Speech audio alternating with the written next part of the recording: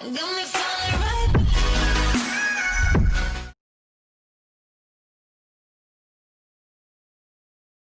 Okay, अड्डा four क्या है? अच्छा, ठीक है। तो नेशनलिज्म इन इंडिया को हम लोग पढ़ते हैं। अब देखो, as you have seen modern nationalism in Europe came to be associated with the formation of nation state. ठीक है, आप लोग क्लास 9 में जब फ्रेंच रिवॉल्यूशन पढ़ रहे थे, याद करो वो दिन जब क्लास 9th में आप थे, है ना, जब फ्रेंच रिवॉल्यूशन आप पढ़ रहे थे ना सब लोग, है ना। क्लास 9th में जब ये फ्रेंच रिवॉल्यूशन था, ठीक है, तो आप लोगों को पढ़ना था फ्रेंच कहाँ है? यूरोप में। फ्रेंच कहाँ है? यूरोप में। ठीक है, यूरोप एक कंटिनेंट है जिसमें फ्रेंच क्या है, जिसमें फ्रांस क्या है? फ्रांस एक देश है। तो आप पढ़े थे इसी फ्रांस का, आप पढ़े थे क्या? French revolution. इसी फ्रांस का आप क्या पढ़े थे? French revolution. और उसमें आप देखे थे, क्या देखे थे? हाँ?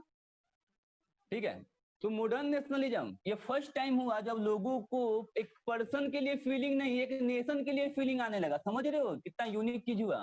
जब किसी पर्सन के लिए फीलिंग ना होकर एक देश के लिए फीलिंग आने लगा लोगों को, कि मतलब हम भारतीय हैं, हम इंडियन हैं, इस तरीके से। तो यूरोप में भी ऐसा हुआ, तो उनको मालूम होने लगा। पहले लोगों का यूरोप में, लाइक फ्रांस में, डिवोशन किसके लिए था? है ना, जो वहां का किंग था, जो वहां का किंग था उनके लिए था। जो वहां का किंग था उनके लिए था। पहले डिवोशन किसके लिए था? जो वहां का किंग था उसके लिए था, है ना। लेकिन फिर लोग बोले कि नहीं, ये जो हमारा नेशन है, ये जो फ्रांस हमारा नेशन है ना, इसके लिए होना चाहिए। हमारा जो वफादारी है वो हमारे देश के लिए होना चाहिए, है ना। उसमें राजा कौन था? लुइस 16 राजा था, आप लोगों को पता होगा, लुइस 16, है ना। लुइस 16 राजा था फ्रांस का। तो लोग बोले कि राजा के लिए कोई हमारा नहीं होना चाहिए वफादारी, है ना। हम लोग वफादार राजा के लिए नहीं होंगे, हम लोग अपने ये फ्रांस जो है ना नेशन है। तो पहली बार कोई सोचा भी, है ना, कि नेशन से भी मतलब लव हो सकता है, नेशन से भी लव हो सकता है, नेशन के लिए भी डिवोशन हो सकता है, नेशन के लिए भी सेक्रीफाइस करना पड़ेगा, है ना। तो ये फर्स्ट टाइम फ्रांस में ही सोचा गया, है ना, इतने अच्छे से। इसलिए फ्रेंच रिवॉल्यूशन इतना ज्यादा मतलब पॉपुलर है, क्योंकि फ्रांस में एक तरीका दिखाया, फ्रांस एक नया तरीका दिखाया पूरे वर्ल्ड को, कि देखो तुम्हारा जो वफादारी है, तुम्हारा जो मतलब दायित्व है, तुम्हारा जो कर्तव्य है, तुम्हारा जो ड्यूटी है, तुम्हारा जो मोरल सपोर्ट है, वो सब होना चाहिए किसके लिए? नेशन के लिए। तो पहली बार मतलब नेशन के लिए कुछ फीलिंग, है ना, इतने अच्छे से वो फ्रांस में डेवलप हुआ। इसीलिए फ्रेंच रिवॉल्यूशन इतना ज्यादा मतलब अच्छे से पढ़ना था आपको। तो ये था मॉडर्न नेशनलिज्म, जिसमें एक नेशन के लिए फीलिंग था, एक नेशन के लिए मतलब वफादारी था, एक नेशन के प्रति डिवोशन था। तो as you have seen, modern nationalism in Europe came to be associated with the formations of nation state. तो कैसे आया? जब नेशन स्टेट बना, है ना। जैसे इंडिया में ही क्या हुआ, है ना, अलग अलग राज्य जो है वो अब नहीं, अब एक सेंट्रल पावर है इंडिया में। देखो तो अब अलग अलग राज्य का वैसा पावर नहीं है, सेंट्रल पावर है इंडिया में, है ना। जो दिल्ली में है गवर्नमेंट बनता है इंडिया में, तो ये हो गया सेंट्रल पावर। तो इसी तरीके से नेशन स्टेट बन गया, इसी तरीके से एक नेशन स्टेट बन गया। मतलब नेशन स्टेट जरा समझो क्या है। जैसे कि देखो, आप सोचो जरा, जैसे कि हमारा इंडिया है ना, तो इंडिया में जरा आप देखो, इंडिया में आप जरा देखो, है ना, सोचो। तो अलग अलग जगह पे आप भले ही चले जाओ, है ना, बिहार में चले जाओ, है ना, बिहार में चले जाओ, छोड़ो यहाँ बताते हैं, बिहार में चले जाओ, चाहे केरल में चले जाओ, चाहे महाराष्ट्र जाओ, चाहे दिल्ली जाओ, चाहे राजस्थान जाओ, है ना, राजस्थान में भी मतलब आप चले जाओ, तो आपको एक ये समझ में आएगा कि एक तरह के मतलब थोड़ा सा सिमिलरिटी आपको जरूर मिलेगा, थोड़ा सा सिमिलरिटी आपको जरूर मिलेगा। बिहार में चले जाओ, है ना, जैसे बिहार में भी आओ तो आपको मिलेंगे, आपको हिंदू धर्म के मिलेंगे, मुस्लिम धर्म के मिलेंगे। तो आप महाराष्ट्र में भी जाओगे तो आपको मिलेंगे। तो ये एक तरीके के लोग है ना, जब अपना बाउंड्री को क्या करेंगे, जैसे आपको बिहार में भी हर धर्म के लोग मिलेंगे, महाराष्ट्र जाओ तो वहां भी हर धर्म के लोग मिलेंगे। तो ये एक तरीके के लोग है ना, जब अपना बाउंड्री ब्रेक करके एक नेशन बना देते हैं, एक नेशन बना देते हैं, तो उसको बोलते हैं फॉर्मेशन ऑफ नेशन स्टेट। इसको बोलते हैं formation of nation state. Okay, अब जल्दी जल्दी समझ लो इसको। It also mean a change in people understanding of who they were and what define their identity and sense of belonging, है ना। तो इसमें इसका ये भी मतलब है, जब नेशन स्टेट का फॉर्मेशन होता है, इसका ये भी मतलब है कि लोगों के अंडरस्टैंडिंग में, लोगों के समझ में लोगों के अंडरस्टैंडिंग में, लोगों के समझ में एक चेंज आ जाता है कि वो लोग कौन हैं, वो लोग कौन हैं। जरा सोचो, जब राजा महाराजा का शासन होगा तो एक मेवाड़ का जो पर्सन है वो कैसे बोलता होगा कि मेवाड़ ही उसके लिए सब कुछ है, वो मेवाड़ के लिए जान दे सकता है ना, वो मेवाड़ी है। लेकिन अब वो क्या बोलेगा, अब वो बोलेगा कि वो इंडियन है ना, अब वो क्या बोलेगा कि वो इंडियन है। तो नेशन स्टेट का फॉर्मेशन का मतलब है, it also mean a change in people understanding of who they were, कि वो लोग कौन है and what define their identity, और उनका पहचान क्या है, एंड सेंस ऑफ बिलोंगिंग, वो किसको बिलोंग करते हैं। पहले वो बोलता था कि हम मेवाड़ी हैं, अब बोल रहा है कि इंडियन है। तो क्या यहाँ पे चेंज नहीं हुआ, क्या एकदम चेंज हुआ, पूरा का पूरा चेंज हो गया, नक्शा ही बदल गया। तो new symbols and icons, new songs and ideas, नया नया गाना बजने लगा, नया नया गाना बनने लगा। जो पोएट है वो कविता लिखने लगे, जो शायर है वो देश के नाम से शायरी लिखने लगे, है ना। नया नया सिंबल, तिरंगा झंडा आ गया, आइकन्स आ गया, नए नए आइकन्स आ गए, नया सॉन्ग आ गया, नया आइडिया आ गया, नया लिंक बन गया। और ये नया नया रीडिफाइन हो गया, बाउंड्री बाउंड्री क्या हो गया, रीडिफाइन हो गया। अब मेवाड़ वाला खुद को मेवाड़ी ही नहीं समझ रहा है, वो समझ रहा है कि पूरा भारत ही उसका घर है ना, पूरा भारत ही क्या है, उसका घर है। तो बाउंड्री क्या हुआ, कम्युनिटी का भी बाउंड्री ब्रेक हुआ, कम्युनिटी का भी बाउंड्री ब्रेक हुआ। In most country the making of this new national identity was a long process, है ना। तो बहुत सारे देशों में ये जो बना ना नेशनल पहचान, ये एक बहुत लंबा प्रोसेस था। फ्रांस में बहुत फास्ट हुआ, फ्रांस में बहुत फास्ट हुआ एकदम। कैसे 2020 का मैच होता है, 2020 का मैच होता है ना एकदम, मतलब थोड़े देर में मतलब रिजल्ट आ जाएगा। तो फ्रांस में वैसा हुआ था, कहीं कहीं तो टेस्ट मैच के जैसा खींचा। जैसे इंग्लैंड में तो बहुत लंबा खींचा, कैसे टेस्ट मैच होता है एकदम बोरिंग सा, एकदम धीरे धीरे स्लो प्रोसेस, है ना। तो कहीं कहीं ये बहुत फास्ट खींचा और कहीं कहीं तो बहुत स्लो भी हुआ। ओके, तो how did this consciousness emerge in India, Bharat में ये कॉन्शियसनेस का जन्म कैसे हुआ, भारत में इस कॉन्शियसनेस का, इस चेतना का जन्म कैसे हुआ। कॉन्शियसनेस, सब लोग समझते हो कॉन्शियसनेस क्या होता है, समझ, है ना। तो भारत में इस अंडरस्टैंडिंग, ये कॉन्शियसनेस कैसे इमर्ज हुआ कि we are Indian, we are one, we are united. Bharat में ये चीज कैसे डेवलप हुआ। तो ये सब कुछ हम लोग देखेंगे इस चैप्टर में, बहुत अच्छे से देखेंगे, डिटेल में देखेंगे, है ना। तो देखते हैं, और ठीक है, okay. In India, as in Vietnam and many other colonies, the growth of modern nationalism is intimately connected to anti-colonial movement. ध्यान से देखना, ध्यान से देखना। मान लो, मान लो 5 लोग, है ना, 5 लोग लड़ाई कर रहा हो, है ना, 5 लोग आपस में लड़ाई कर रहा हो, ठीक है, और अच्छे से लड़ाई कर रहा हो, है ना, एकदम बहुत, मतलब जिगरी, मतलब क्या बोलते हो उसको, जिगरी दुश्मन हो एक दूसरे का, है ना, अच्छे से लड़ाई कर रहा हो, और वहां पे एक शेर आ जाए, वहां पे एक शेर आ जाए, तो क्या 5 लोग अब आपस में लड़ेगा, हाँ या ना बताओ लोग मैसेज करके। ओके, तो 5 लोग अब नहीं लड़ेगा आपस में, वो अब लड़ेगा शेर से, ठीक है ना। तो इंडिया में भी यही हुआ, पहले हिंदू मुस्लिम सब लोग आपस में लड़ते रहता था, है ना, मेवाड़ी मारवाड़ी, है ना, जयपुर का राजा लोग भी आपस में लड़ रहा है, राजस्थान का ही राजा अपने में लड़ रहा है। लेकिन जब ब्रिटिश आया और उसका राज्य हो गया पूरे भारत में, तो अब जो लड़ाई है वो सिर्फ ब्रिटिश से है। अब जो एक सबसे बड़ा दुश्मन है इंडिया का, वो ब्रिटिश। उस समय जो सबसे बड़ा और एकमात्र दुश्मन, क्योंकि और तो कोई रहा नहीं ना, राजा रहा ही नहीं, कुछ रहा ही नहीं। हिंदू भी परेशान है, मुस्लिम भी परेशान है, सिख मतलब तो, है ना, परेशान है ही है, सब परेशान है, जाट वगैरह था वो भी परेशान है।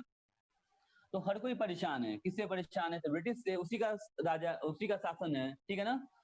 तो एंटी कॉलोनियल मूवमेंट, कॉलोनी आप जानते हो ना, ये एंटी कॉलोनियल मूवमेंट कह रहा है कि वियतनाम के जैसा अदर कॉलोनीज में the growth of modern nationalism in India में भी, भारत में भी, है ना, चाहे वियतनाम में भी और भी कंट्री में। तो ये जो मॉडर्न नेशनलिज्म है, ये जो नेशनलिज्म का फीलिंग कैसे बढ़ा, ये बढ़ा एंटी कॉलोनियल मूवमेंट से, एंटी कॉलोनियल मूवमेंट से। देखो कॉलोनी क्या होता है, ध्यान से, कॉलोनी क्या होता है, जब बाहर से कोई देश आकर किसी देश को गुलाम बनाता है, तो जो गुलाम बना वो कॉलोनी कहलाएगा, जो गुलाम बना वो कॉलोनी कहलाएगा। तो India was a colony of britisher, है ना, India was a colony of britisher. तो अब ये कॉलोनी भारत न रहे, है ना, ये कॉलोनी हटाना है भारत से, तो वो जो मूवमेंट चला उसका नाम है एंटी कॉलोनियल मूवमेंट। वो जो मूवमेंट चला, भारत अब कॉलोनी ना रहे, उसको बोलते हैं एंटी कॉलोनियल मूवमेंट। ओके, तो अब जो है दुश्मन वो ब्रिटिशर है, तो सब लोग आपस में एकता फील किया है ना। जो एक शेर आ गया था वो था ब्रिटिशर, है ना। तो अब लोगों को था कि इसको मारना है ना, ये जो शेर है ब्रिटिशर, इसको मारना है। सब लोग एक होके उसको क्या किया, इंडिया से बाहर भगाया। तो कैसे बाहर भगाया, वही तो पढ़ना है हम लोग को इस चैप्टर में। People begin discovering there unity, people begin discovering there unity in the process of their struggle with colonialism.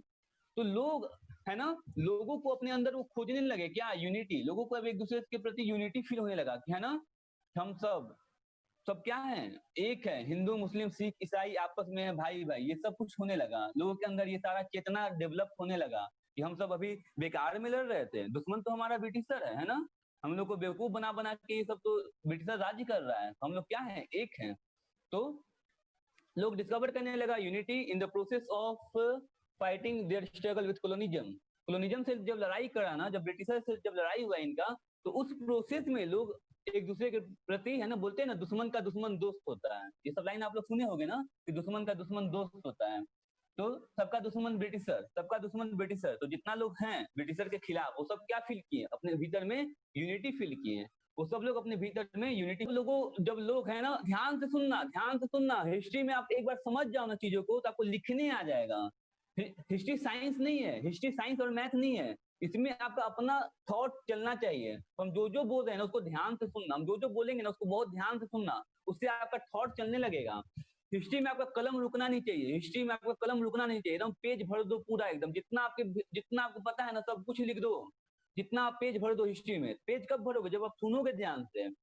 जब हम जो बोल रहे हैं ना उसको ध्यान से सुनोगे, जितना कुछ आपको बता रहे हैं ना, ये हर चीज जब आप ध्यान से सुनोगे, तो फिर आप पूरा का पूरा पेज भर दोगे। एकदम ध्यान से सुनना क्या क्या हुआ था।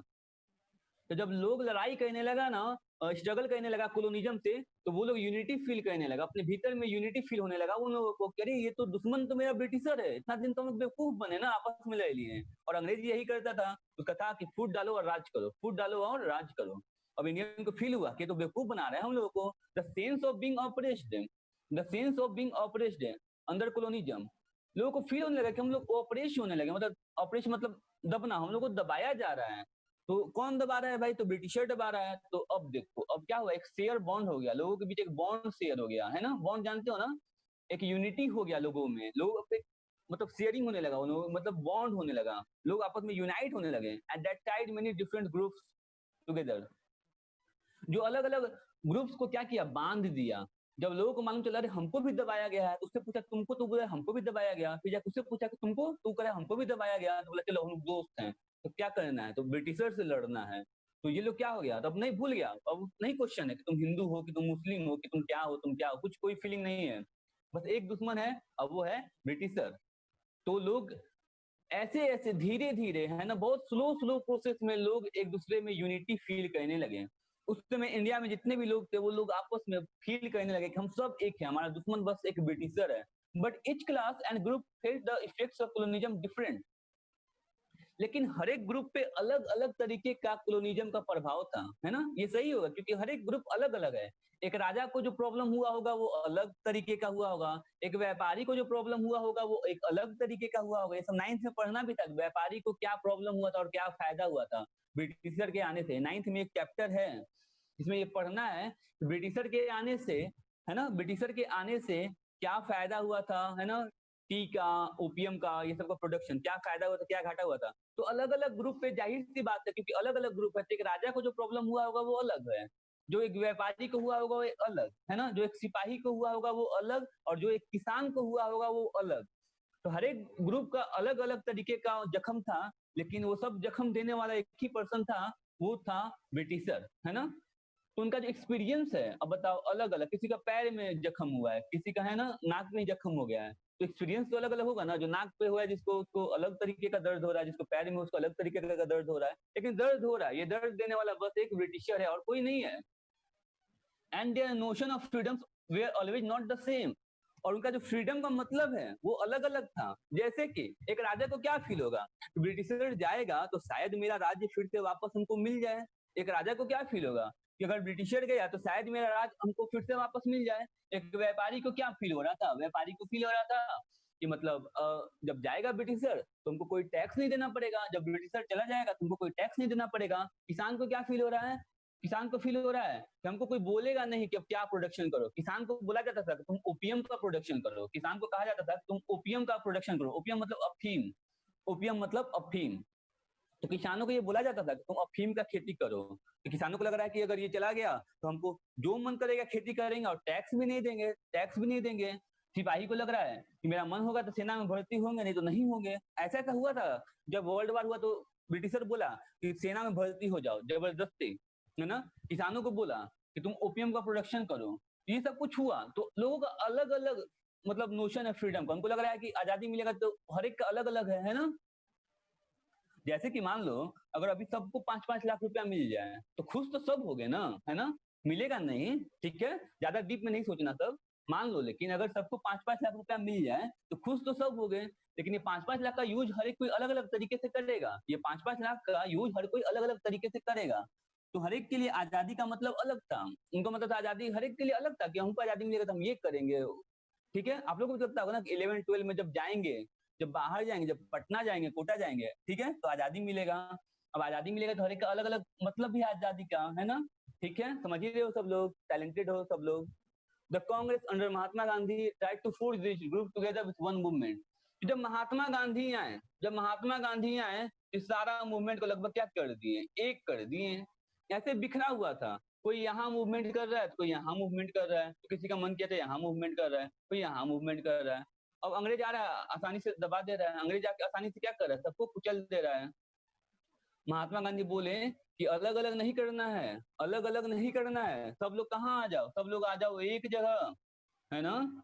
महात्मा गांधी बोले कि तुम सब क्या कर रहा है, अलग अलग जा रहा है ना, एक जगह आओ, यूनिटी है ना, एकता में बल है तो एक हो जाओ और उसके बाद मूवमेंट करते हैं। तो महात्मा गांधी जब आए, है ना, महात्मा गांधी जब आए तो उसके बाद वो सारे मूवमेंट को एक किए। महात्मा गांधी जब आए तो वो सारे मूवमेंट को क्या कर दिए, एक कर दिए। बट द यूनिटी, है ना, लेकिन ये जो यूनिटी हुआ तो यहाँ पे कह रहा है ना कि जो यूनिटी है, देखो कह रहा but the unity did not emerge without conflict. लेकिन बिना कॉन्फ्लिक्ट के यूनिटी इमर्ज नहीं होता। बिना कॉन्फ्लिक्ट के यूनिटी जो है ना वो इमर्ज नहीं होता। ठीक है, लोग एक हुआ लेकिन फिर भी कुछ ना कुछ मन मुटाव लोगों में था, एक दूसरे के प्रति कुछ नाराजगी था, है ना। दुश्मन एक है, चलो ठीक है, तब हम दोस्त हैं, है ना, लेकिन उनको अच्छा दोस्त तो नहीं बोलेंगे ना, उनको अच्छा दोस्त तो नहीं बोलेंगे ना। दुश्मन के आने से अगर कोई दोस्त बन रहा है तो दुश्मन के जाने के बाद तो फिर से दुश्मन बन जाएगा ना, है ना। समझ रहे हो सब लोग। तो ये जो यूनिटी है ये did not emerge without conflict, बिना किसी कॉन्फ्लिक्ट के ये यूनिटी जो है वो इमर्ज नहीं हुआ। इन अर्लियर टेक्स्ट बुक, हाल के टेक्स्ट बुक में 9th में आप लोग पढ़े होंगे, you have read about the growth of nationalism in India up to the first decade of the 20, 9th में नहीं, 9th से पहले, up to the first decade of the 20th century. इस किताब में आप पढ़ोगे 1920 के बाद, कह रहा है ना कि 1920 के पहले तो पढ़ ही लिए हो, है ना। 1920 के पहले वाला तो आप लोग पढ़ ही लिए हो, है ना। तो कह रहा है कि 9th में 1920 के बाद वाला पढ़ो, है ना। आपको क्या कह रहा है इस किताब में, कह रहा है ना कि देखो 1920 से पहले तो पढ़ लिए हो, ठीक है, नहीं पढ़ो तो भी कोई बात नहीं है, क्वेश्चन नहीं आएगा, आएगा 1920 के बाद ही। जब 1920 के बाद ही आएगा तो 1920 के बाद ही वाला पढ़ते हैं। तो क्या क्या पढ़ेंगे उसके बाद वाला, नॉन कॉपरेशन और सिविल डिसओबीडियंस मूवमेंट। ये सब कुछ कुछ मूवमेंट हुआ है 1920 के बाद, है ना। महात्मा गांधी का एंट्री हुआ और वो बहुत अच्छे से, है ना, एक मूवमेंट चलाए। लोगों को, लोग जो बिखरा हुआ था भारत के अलग अलग कोने में, उन सबको महात्मा गांधी एक किए और वहां से एक मूवमेंट चलाए। We will explore how the Congress sought to develop the national movement, how different social group participated in the movement, and how nationalism captured the imagination of people. तो सब कुछ देखेंगे, बहुत अच्छे से देखेंगे क्या क्या उस समय हुआ था। सब लोग एक्साइटेड रहना, है ना, एक्साइटेड रहोगे तो मजा भी आएगा, नंबर तो मिलेगा ही मिलेगा, है ना। तो सब लोग एक्साइटेड होकर सुनोगे, बहुत इंटरेस्टिंग है क्या क्या 1920 में हमारे भारत में हुआ था, पाया, और कैसे अलग अलग सोशल ग्रुप पार्टिसिपेट किया मूवमेंट में, और कैसे नेशनलिज्म जो है ना वो इमेजिनेशन तक को कैप्चर कर लिया। जो नेशनलिज्म है ना इमेजिनेशन तक को कैप्चर कर लिया, मतलब लोग अंग्रेज इंडिया में था, लेकिन इंडिया लोगों को वो इंडिया नजर आ रहा था जिस इंडिया में मतलब अंग्रेज नहीं है। और उसके बाद कैसे इंडिया चल रहा है, लोग अब ऐसे चलते थे रास्ते में कि अंग्रेज नहीं है ना, मान लिए थे कि अंग्रेज चला गया, ऐसा इमेजिनेशन लोगों का कैप्चर हो गया था उस समय। मतलब हर एक को अंदर में ये विश्वास हो गया था कि हाँ हम अंग्रेज को भगा दिए हैं। इस तरीके का विश्वास लोगों के भीतर में ये डेवलप हो गया था, समझ रहे हो। दुश्मन को हराने से पहले ही लोगों को ये बिलीव हो गया था कि इसको हरा दिए हैं। तो इस तरीके से नेशनलिज्म मतलब जो है वो इमेजिनेशन तक को कैप्चर कर लिया था लोगों का। मतलब इतना ज्यादा ये मूवमेंट, इतने अच्छे से ये मूवमेंट मतलब बढ़ा था, और इतना भीड़ था कि लोगों का जो कॉन्फिडेंस है ना वो एक अलग लेवल पर चला गया था। जिस अंग्रेज को इंडिया का राजा महाराजा कोई नहीं हरा पाया, चाइना तक, चाइना को तो ऐसा मतलब अंग्रेज हराता था, चाइना को तो ऐसा अंग्रेज हराता था जब इंडिया में था, इंडिया का सेना को लेकर। ऐसा मत समझो अंग्रेज से वो इंग्लैंड से मंगा रहा है सेना, नहीं, इंडिया के फोर्सेस को यूज करके, इंडिया के आर्मी को यूज करके चाइना को ऐसा हराता था। और चाइना को बोलता था कि तुम हमको कॉफी दो और हमारे यहाँ से हम तुमको चांदी का सिक्का नहीं देंगे, सोना का सिक्का नहीं देंगे, ओपियम देंगे, नशा का चीज। और वहां का राजा बोलता था कि हम ओपियम नहीं लेंगे, हमारा देश का लोग बर्बाद हो जाएगा। और देश का लोग ओपियम मांग करता था, चाइना का जो लोग है वो ओपियम का डिमांड करता था। तो राजा को हराया, यहाँ अंग्रेज जो है चाइना के राजा को हराया और ओपियम बेचा और कॉफी खरीदा। मतलब सोचो किस तरीके से हराता था। और उस अंग्रेज को उतना पावरफुल अंग्रेज को इंडिया के लोग मजबूर कर दिए थे। उस पावरफुल अंग्रेज को इंडिया के लोग मजबूर कर दिए थे इंडिया छोड़ने के लिए। तो ये इस तरीके का लहर फैला था कांग्रेस में जब महात्मा गांधी थे, तो इस तरीके का लहर, इस तरीके का मतलब वो जो मूवमेंट था इतना बड़े लेवल पे हुआ था। ठीक है, तो देखते हैं, ये पेज हो गया, देखते हैं नेक्स्ट पेज में क्या है। बस हम पढ़ते जाएंगे, आप सुनते जाना, समझते जाना, नंबर आ जाएगा, कोई नहीं रोकेगा, कोई